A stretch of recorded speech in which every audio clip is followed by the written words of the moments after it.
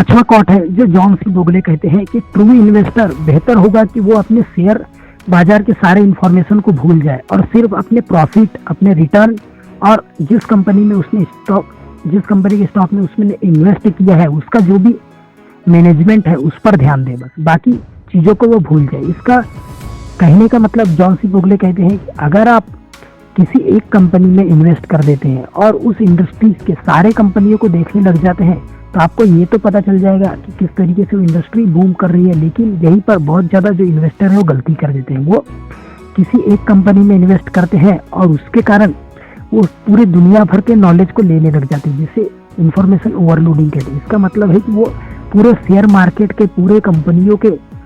सारे फंडामेंटल्स को, सारे के सारे नॉलेज को अच्छे से एग्जामिन करने लग जाते हैं, जिसके कारण उनका दिमाग पूरी तरीके से हाईजेक हो जाता है, वो एनालिसिस पैरालिसिस में चले जाते हैं। इसलिए जॉन सी बोगले कहते हैं कि आप सिर्फ अपने प्रॉफिट को देखिए, आपने जिस कंपनी में इन्वेस्ट किया है उसको देखिए, बस आप ये देखिए कि आपका जो कंपनी है जिसमें आपने इन्वेस्ट किया है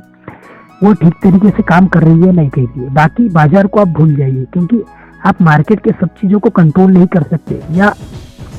बाकी चीज़ों से आपको फर्क भी नहीं पड़ेगा। क्योंकि अगर किसी एक इंडस्ट्री में आपने इन्वेस्ट किया है और दूसरे इंडस्ट्री में क्या हो रहा है तो इससे आपको ज़्यादा फर्क नहीं पड़ेगा। अगर आप अपने इंडस्ट्री पर ध्यान देंगे तो वो आपके लिए बहुत ज़्यादा प्रॉफिटेबल हो सकता है। इसलिए जो ट्रू इन्वेस्टर है वो ज़्यादा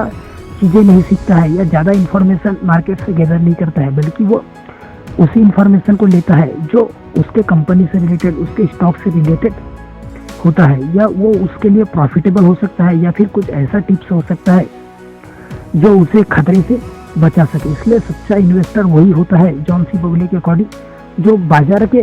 सारी चीज़ों को भूल जाता है, सिर्फ अपने प्रॉफिट को देखता है, अपने रिटर्न को देखता है और सिर्फ अपने कंपनी के